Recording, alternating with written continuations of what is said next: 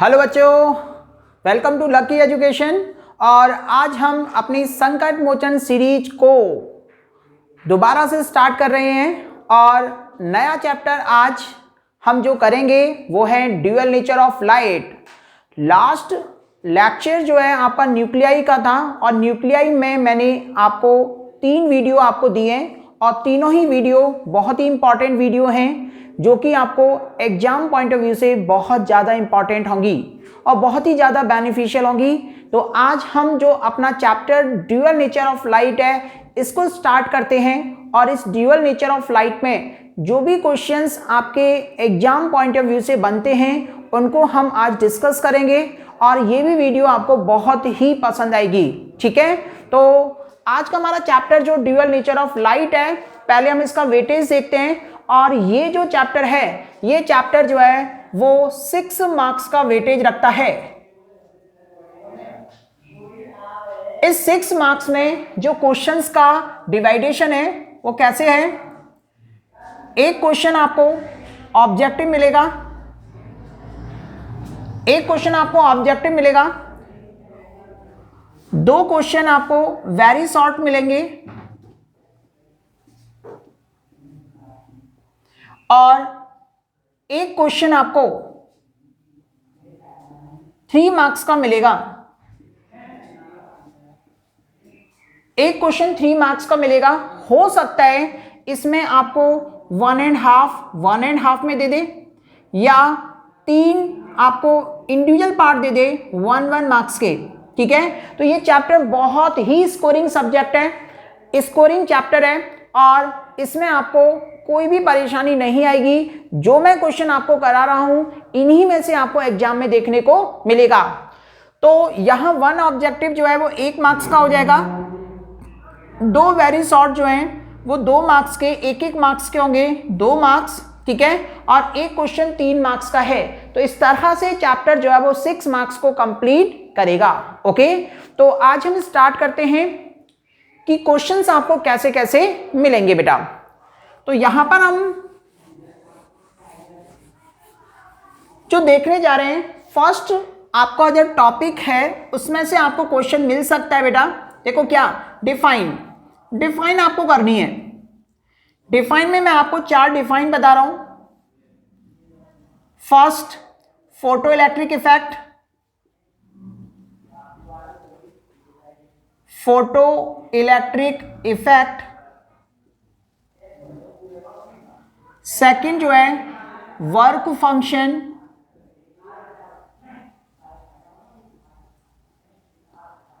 Third threshold frequency,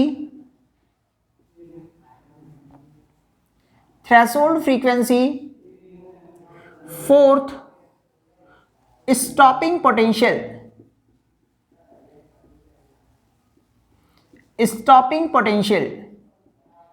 इन चारों definition से आपको एक डेफिनेशन श्योर आपको एग्जाम में देखने को मिलेगी। ठीक है, तो हम एक एक करके स्टार्ट करते हैं। सबसे पहले हम देखते हैं फोटो इलेक्ट्रिक इफेक्ट जो है वो क्या होता है। तो आपको पता है कि फोटो इलेक्ट्रिक इफेक्ट में क्या होगा, जब एक स्पेसिफिक फ्रीक्वेंसी की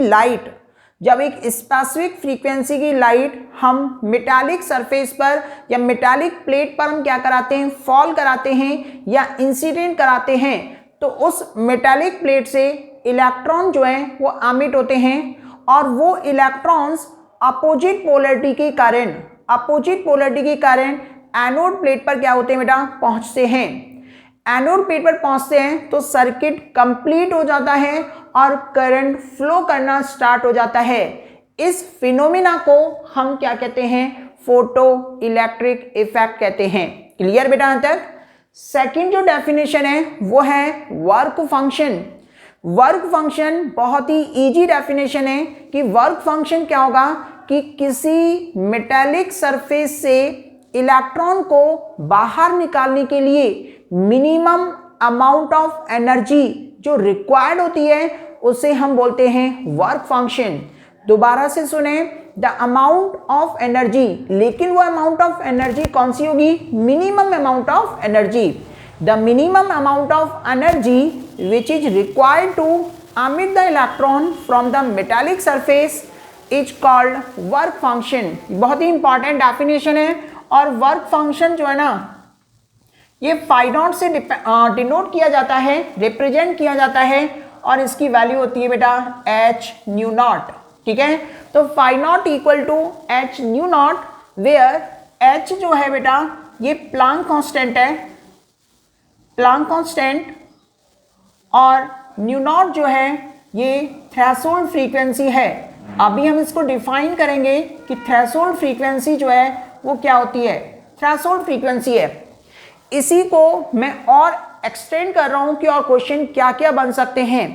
ये जो फाई नॉट है यानी कि वर्क फंक्शन है, इसकी डिपेंडेंसी पूछ सकता है कि किस किस चीज पर ये डिपेंड करता है। तो आपको ध्यान रखना है कि वर्क फंक्शन जो है वो मटेरियल पर, टेम्परेचर पर और इम्प्योरिटी पर क्या करता है बेटा, डिपेंड करता है। तो ध्यान रखना है, ये भी आपसे पूछा जा सकता है कि वर्क फंक्शन जो है वो किस किस फैक्टर पर क्या करता है, डिपेंड करता है। इसी में बेटा और एक्सटेंड कर रहे हैं हम कि जो वर्क फंक्शन जो है ना, वर्क फंक्शन ये मिनिमम सीजीएम के लिए होता है और मैक्सिमम जो है वो किसके लिए होता है, प्लैटिनम के लिए होता है। ये आपको ध्यान रखना है कि work function is minimum for caesium and maximum for platinum. तो वर्क फंक्शन से रिलेटेड आपको क्वेश्चंस ये याद करने हैं, definition, dependency, minimum and the maximum. Clear. Third, threshold frequency. Threshold frequency जो है वो आपको ध्यान रखना है, ये भी एक मिनिमम फ्रीक्वेंसी होती है। मिनिमम फ्रीक्वेंसी किसके लिए कि मेटालिक सरफेस से इलेक्ट्रॉन को बाहर निकालने के लिए मिनिमम फ्रीक्वेंसी जो रिक्वायर्ड होती है उसको हम क्या बोलते हैं, थ्रेशोल्ड फ्रीक्वेंसी। ठीक है बेटा, कि वो मिनिमम फ्रीक्वेंसी जिस पर इलेक्ट्रॉन मेटालिक सरफेस से बाहर निकल आते हैं उस फ्रीक्वेंसी को हम बोलते हैं थ्रेशोल्ड फ्रीक्वेंसी। क्लियर यहां तक। इसका एक रिवर्स जो है वेवलेंथ का है, लेकिन वेवलेंथ का यदि थ्रेशोल्ड पूछता है तो उसमें वेवलेंथ क्या होगी, मैक्सिमम होगी, because frequency and wavelength both are inversely related. Okay बेटा, तो ये ध्यान रखना है आपको थ्रेशोल्ड फ्रीक्वेंसी के लिए। इस थ्रेशोल्ड फ्रीक्वेंसी को हम डिनोट करते हैं बेटा न्यू नॉट से, न्यू नॉट से इसको डिनोट करते हैं। And the last definition, stopping potential.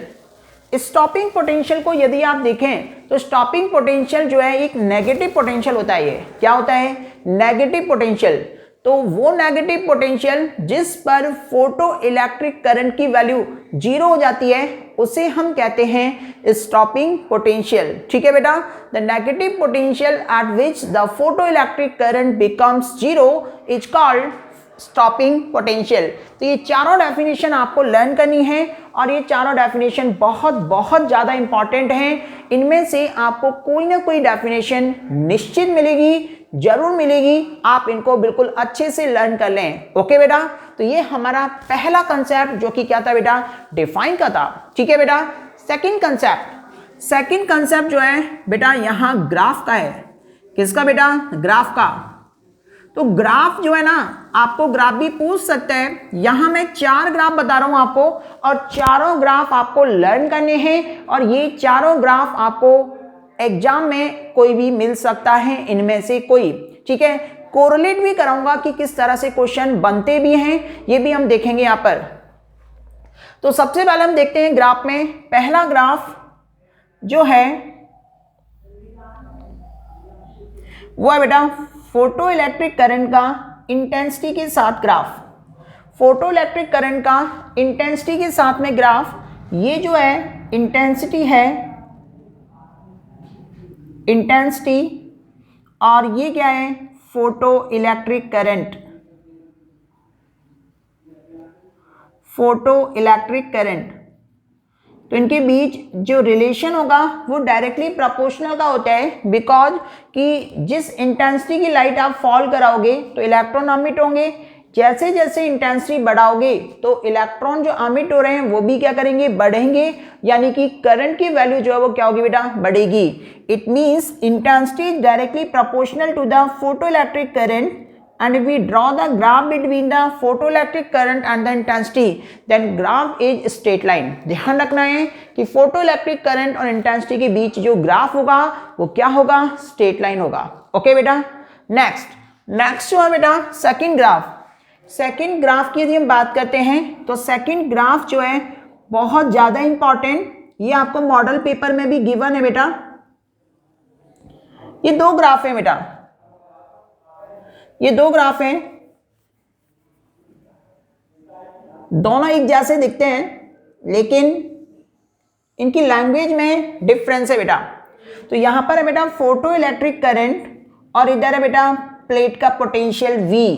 Okay, तो यहां पर ग्राफ कैसे बोलता है, यहां पर बोलता है कि इंटेंसिटी जो है, इंटेंसिटी डिफरेंट है बेटा, इंटेंसिटी डिफरेंट है एंड फ्रीक्वेंसी जो है ना वो कांस्टेंट है. फ्रीक्वेंसी क्या है, कांस्टेंट. तो इंटेंसिटी डिफरेंट और फ्रीक्वेंसी कांस्टेंट है तो ग्राफ बना दो. तो इसके लिए आपको ग्राफ जो है वो इस तरह से ड्रॉ करना है.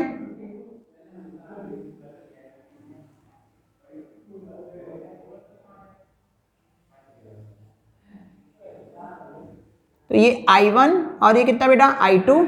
इंटेंसिटी वैरी कर रही है, यहाँ स्टॉपिंग पोटेंशियल और ये क्या बेटा फ्रीक्वेंसी. तो इंटेंसिटी वैरी कर रही है, इंटेंसिटी 2 जो है वो ग्रेटर देन 1 है, तो intensity different and the frequency क्या बेटा कांस्टेंट. ये इसका सेकंड ग्राफ है. ओके बेटा. थर्ड ग्राफ की यदि हम बात करते हैं थर्ड ग्राफ की, तो थर्ड ग्राफ में आपसे बोलता है ऐसा ही ग्राफ है लेकिन थोड़ा सा इसमें चेंजेज है. थोड़ा सा चेंज क्या है कि इंटेंसिटी को इस समय क्या कराता है बेटा, कांस्टेंट कराता है. इंटेंसिटी कांस्टेंट है लेकिन फ्रीक्वेंसी जो है ना वो वैरी कर रही है, यानी कि डिफरेंट है. ओके, तो इस कंडीशन में जो ग्राफ होगा वो ये होगा.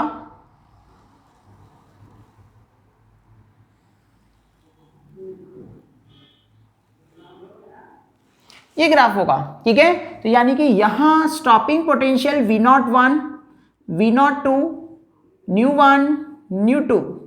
ठीक है, यहां जो फ्रीक्वेंसी है वो न्यू है और यहां न्यू1 और न्यू2.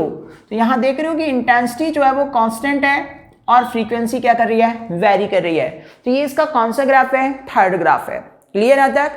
इसके बाद में फोर्थ ग्राफ जो है ना, फोर्थ ग्राफ स्टॉपिंग पोटेंशियल का फ्रीक्वेंसी के साथ है. स्टॉपिंग पोटेंशियल का फ्रीक्वेंसी के साथ ग्राफ है, उसको मैं आइंस्टीन की इक्वेशन के साथ आपको कराऊंगा.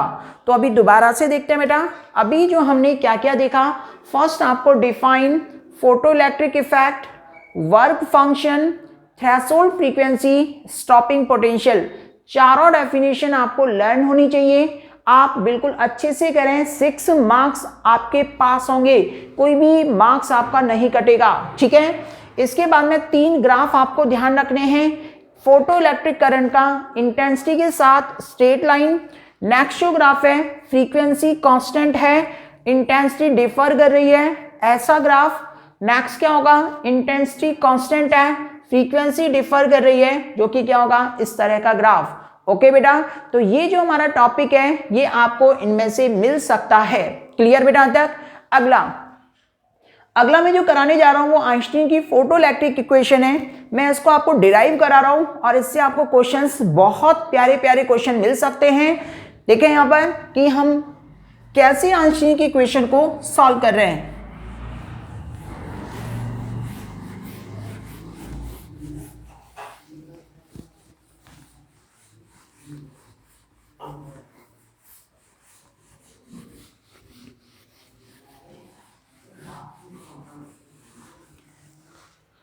तो देखो बेटा, आइंस्टीन की इक्वेशंस के लिए आपको ऑब्जेक्टिव मिल सकता है. आइंस्टीन की इक्वेशन के लिए ऑब्जेक्टिव मिल सकता है, मे बी आपसे डिराइव भी पूछ ले. तो हम दोनों ही हम देख रहे हैं, पहले डिराइव देख रहे हैं. ठीक है, ऑब्जेक्टिव को आपको सॉल्व कैसे करना है वो मैं आपको बता रहा हूं.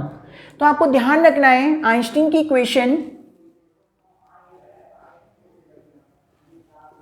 और आइंस्टीन जो है ना बहुत ही अच्छा साइंटिस्ट है, इसके बिना पेपर नहीं बनेगा. क्वेश्चन डलेगा बेटा आइंस्टीन का. Einstein equation, photo electric equation है आइंस्टीन की. तो देखो इधर आपको ध्यान रखना है कि जो आइंस्टीन के अकॉर्डिंग जो टोटल एनर्जी है ना वो दो टाइप की है। टोटल एनर्जी दो टाइप की है, एक वर्क फंक्शन और एक काइनेटिक एनर्जी। ठीक है, तो यहां पर आपको ध्यान रखना है, ये आइंस्टीन के अकॉर्डिंग यही इक्वेशन आपको याद रखनी है बस। E equal to work function plus maximum kinetic energy, ये आइंस्टीन की इक्वेशन है। ये इक्वेशन आपको याद रखनी है। इसके बाद आपको ऑब्जेक्टिव जैसा मिलता है उसके अकॉर्डिंग आप सेट करेंगे बेटा। ठीक है, यहां पर आपको ये फॉर्मूले लर्न करने हैं कि E जो है ना वो क्या होती है, एच न्यू होती है। फाई नॉट जो है वो कितना होता है, एच न्यू नॉट होता है। ठीक है, और के ई मैक्स जो है ना, के ई मैक्स ये कितना होता है बेटा, एक बार तो हम वेलोसिटी के टर्म्स में लिखेंगे 1/2 mv मैक्स का होल स्क्वायर, और एक बार हम लिखेंगे बेटा स्टॉपिंग पोटेंशियल के टर्म्स में, जो कि कितना होगा, ईवी नॉट। इन फॉर्मूला का हम यूज करते हुए इस इक्वेशन को डिराइव करेंगे। तो देखो इधर क्या है कि K E max equal to E minus का phi naught. K E max को मैंने एज इट इज लिखा, फाई नॉट को इधर पहुंचा दिया। एक बार हम वेलोसिटी के टर्म्स में लिखेंगे बेटा, तो 1/2 mv मैक्स का होल स्क्वायर इक्वल टू ई कितना, एच न्यू माइनस का एच न्यू नॉट। ओके बेटा, ऐसा मिल सकता है आपको ऑब्जेक्टिव में, या फिर आपको 1/2 mv मैक्स का होल स्क्वायर एच न्यू को हम क्या लिख सकते हैं, सी अपॉन लैम्डा, और लैम्डा नॉट को सी अपॉन लैम्डा नॉट, ऐसे भी आप लिख सकते हो। लेकिन मैं आपको सलाह दूंगा, एडवाइस दूंगा, आपको आइंस्टीन की इक्वेशंस जो है वो ये याद रखनी है ऑब्जेक्टिव के लिए। ऑब्जेक्टिव के लिए क्यों, क्योंकि ऑप्शन कुछ भी हो सकता है। आप यदि ये याद रखोगे, ये फॉर्मूले देखोगे, उसके अकॉर्डिंग आप सेट कर लोगे कि ऑप्शन में हम कौन सा टिक करें। ठीक है बेटा, इसके बाद में ये कंडीशंस है, यदि आपको वेलोसिटी के टर्म्स में देखनी है ये, यदि स्टॉपिंग पोटेंशियल के टर्म्स में देखनी है तो देखो क्या होगा। तो यहां पर हम के ई मैक्स को ईवी नॉट लिख सकते हैं, ई को एच न्यू लिख सकते हैं, और इसको एच न्यू नॉट लिख सकते हैं। तो V naught equal to h nu upon e minus का h nu naught upon e. तो ये वाला जो ग्राफ है मैं आपको बनाऊंगा अभी, ये मैं आपको ग्राफ बनाऊंगा कैसे, कि स्टॉपिंग पोटेंशियल का फ्रीक्वेंसी के साथ ग्राफ क्या होगा। ये बहुत ही इंपॉर्टेंट है और इस पर क्वेश्चन भी बना है, एक बार बोर्ड में पूछा भी गया है। क्वेश्चन क्या बना है वो अभी हम देखेंगे। तो देखो यहां पर ग्राफ क्या बनेगा इसका ग्राफ ये बनेगा कि स्टॉपिंग पोटेंशियल का किसके साथ बेटा, फ्रीक्वेंसी के साथ। तो देखें बेटा इधर जब न्यू की वैल्यू 0 है, तो न्यू की वैल्यू 0 तो स्टॉपिंग पोटेंशियल कितना रहे, माइनस का एच न्यू नॉट अपॉन ई आ रहा है। तो माइनस का एच न्यू नॉट अपॉन कितना बेटा, ई। एच न्यू नॉट बेटा वर्क फंक्शन भी है, तो इसको हम क्या लिख सकते हैं, फाई नॉट अपॉन ई भी लिख सकते हैं बेटा। इसके बाद में आप देखें कि जैसे जैसे फ्रीक्वेंसी बढ़ेगी, क्योंकि स्ट्रेट लाइन की इक्वेशन है, यदि मैं इसको बाई मान लूं, फ्रीक्वेंसी को एक्स मान लूं, ये क्या बनेगा, एम बनेगा। तो y equal to minus m x, इसको मैं बाई मान ले रहा हूं, फ्रीक्वेंसी को मैं एक्स मान ले रहा हूं, तो बाई इक्वल टू कितना होगा, एम एक्स माइनस का सी। यानी कि ये स्ट्रेट लाइन इक्वेशन है कि जैसे जैसे फ्रीक्वेंसी बढ़ेगी तो आपको पता है स्टॉपिंग पोटेंशियल बढ़ेगा। बट वन न्यू की वैल्यू न्यू नॉट होगी, तो न्यू की वैल्यू न्यू नॉट होगी ना,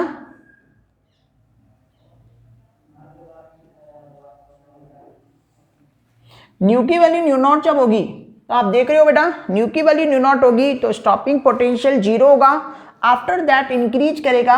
यदि हम इसके स्लोप की यदि बात करते हैं तो इसका स्लोप आपको पता है कितना होगा बेटा, एच अपॉन ई। तो ये ध्यान रखना है आपको, स्टॉपिंग पोटेंशियल और फ्रीक्वेंसी के बीच यदि ग्राफ पूछता है तो आपको इस तरह से बनाना है, जो कि क्या आता है बेटा, स्ट्रेट लाइन आता है। ठीक है बेटा, अब देखो इसमें क्वेश्चन क्या बनाए, इसमें क्वेश्चन क्या बनाए, इसका क्वेश्चन आपको ध्यान से देखना है।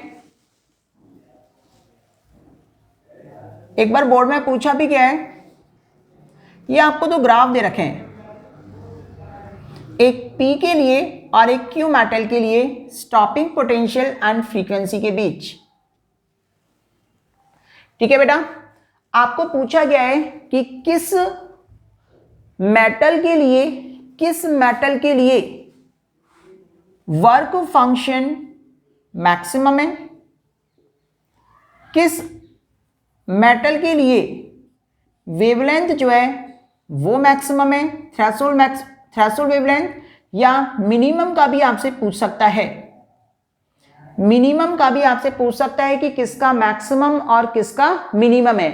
लेकिन क्वेश्चन जो है वो आपसे पूछा गया था कि किसका ग्रेटर मैक्सिमम पूछा गया था, किसका ग्रेटर वेवलेंथ है या किसका ग्रेटर क्या है बेटा वर्क फंक्शन है। तो हम देखते हैं यहाँ पर कि किस तरह से हम इसको देखेंगे। तो आपको बहुत ही अच्छे से देखना है बेटा कि ये जो है स्टॉपिंग पोटेंशियल और फ्रीक्वेंसी के बीच ग्राफ है, और स्टॉपिंग पोटेंशियल और फ्रीक्वेंसी के बीच यदि हम ग्राफ देखें तो ये वाला जो है वो क्या होता था, थ्रेशोल्ड फ्रीक्वेंसी न्यू नॉट, और ये इस मेटल के लिए थ्रेशोल्ड फ्रीक्वेंसी, इसको यदि मैं 1 बोल दूं, इसको मैं क्या बोल दूं 2 बोल दूं, ठीक है। तो आपको पता है बेटा कि ये जो थ्रेशोल्ड फ्रीक्वेंसी है वो इतनी ही है और ये वाली थ्रेशोल्ड फ्रीक्वेंसी इतनी है।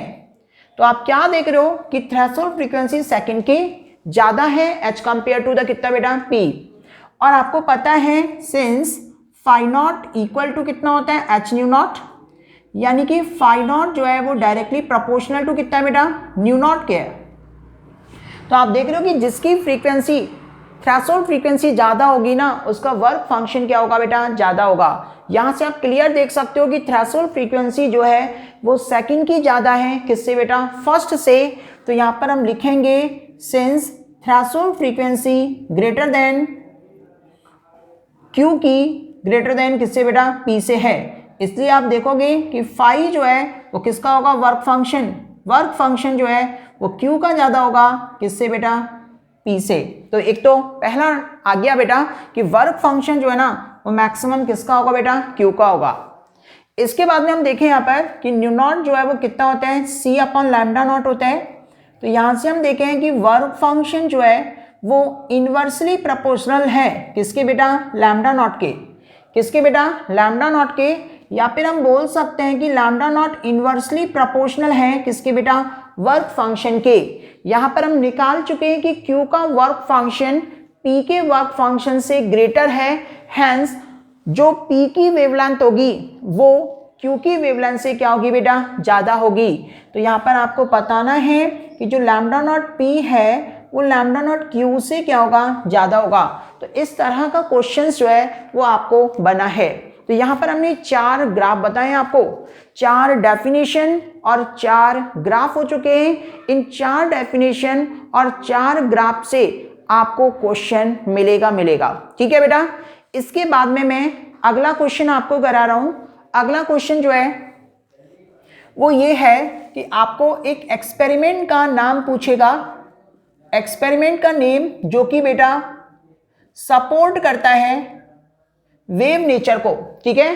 तो आपको बताना है कि एक ऐसा एक्सपेरिमेंट जो वेव नेचर को क्या करता है सपोर्ट करता है, उसका आंसर होगा डेविसन जर्मर एक्सपेरिमेंट। याद रखना है कि जो एक्सपेरिमेंट जो वेव नेचर को सपोर्ट करता है वो है डेविसन जर्मर एक्सपेरिमेंट। तो ये जो है क्वेश्चन आपको 1 नंबर में देखने को मिल सकता है, डेविसन जर्मर एक्सपेरिमेंट, ठीक है बेटा। अब इसका आपको डायग्राम भी क्या करना है बेटा देखना है, डायग्राम भी आपको देखना है कि डेविसन जर्मर एक्सपेरिमेंट का जो एक्सपेरिमेंटल सेटअप है वो आपको क्या करना बेटा याद रखना है। मे भी हो सकता है आपसे वो डायग्राम पूछ ले। तो आपको डायग्राम आपको पता होगा कि यहाँ पर क्या होता था, इधर फिलामेंट होता था लो टर्मिनल जिससे इलेक्ट्रॉन क्या होते थे बेटा निकलते थे, ठीक है। इधर क्या होता था बेटा मेटालिक डाइफ्रैगम होते थे जो कि हाई टर्मिनल से कनेक्ट होते थे, इलेक्ट्रॉन गन। इसके बाद में निकेल क्रिस्टल होता था, इधर निकेल क्रिस्टल, और इसके बाद में आयोनाइजेशन चैम्बर होता था, ठीक है। तो ये चीजें आपको क्या करनी है बेटा रिकॉल करनी है। मैं नहीं बोलूंगा कि ये आपको डेविसन जर्मर एक्सपेरिमेंट आप डिटेल में करें, डिटेल में मतलब जो है वो पूरा एक्सप्लेन करें। मैं इसको आपको बोलूंगा कि चॉइस में निकाल दें आप इसको। क्यों? क्योंकि जो क्वेश्चन यहाँ पर मैंने आपको बताया था कि 3 मार्क्स में है जो कि डिवाइडेशन में भी आ सकता है, मे भी हो सकता है एक ही क्वेश्चन डाल दें, उसके साथ में चॉइस है तो ऑल्टरनेट चॉइस में आप निकाल सकते हैं। क्यों? क्योंकि बेटा आपकी थ्योरी यदि आपकी अच्छी है तो ही करें, अदरवाइज जो है इसको क्या करें स्किप मार दें, ठीक है बेटा, जिससे कि आपको छोटे छोटे क्वेश्चन जो है वो मिला करके आप इसको कर सकते हैं। तो ये जो है वो डेविसन जर्मन एक्सपेरिमेंट की क्या थी बेटा, कहानी थी। ठीक है बेटा, तो यहां पर हम देखेंगे कि वो एक्सपेरिमेंट जो कि डेविसन जर्मन एक्सपेरिमेंट को क्या करता है, वेव नेचर को क्या करता है, सपोर्ट करता है, कौन सा है। क्लियर बेटा तक? ठीक है, तो आज इतना ही मैं आपको दे रहा हूं। ठीक है, कल की वीडियो में मैं आपको, ठीक है, डी ब्रॉगली हाइपोथेसिस से related electron, proton, alpha particles, उनकी जो वेवलेंथ है वो बताऊंगा, उनसे क्वेश्चंस कैसे बनेंगे वो मैं बताऊंगा, फोटोन थ्योरी भी बताऊंगा। तो इससे कल की एक वीडियो में हम कल की वीडियो डालेंगे, उसमें हम डी ब्रॉगली से रिलेटेड फिनोमेना देखेंगे और आफ्टर दैट जो है एक वीडियो हम न्यूमेरिकल्स की डालेंगे और इस चैप्टर से आपका न्यूमेरिकल डैम श्योर बनेगा कि जो भी न्यूमेरिकल्स मैं आपको कराऊंगा उन्हीं न्यूमेरिकल्स की आप प्रैक्टिस करें which is beneficial for your exam. ठीक है, थैंक यू।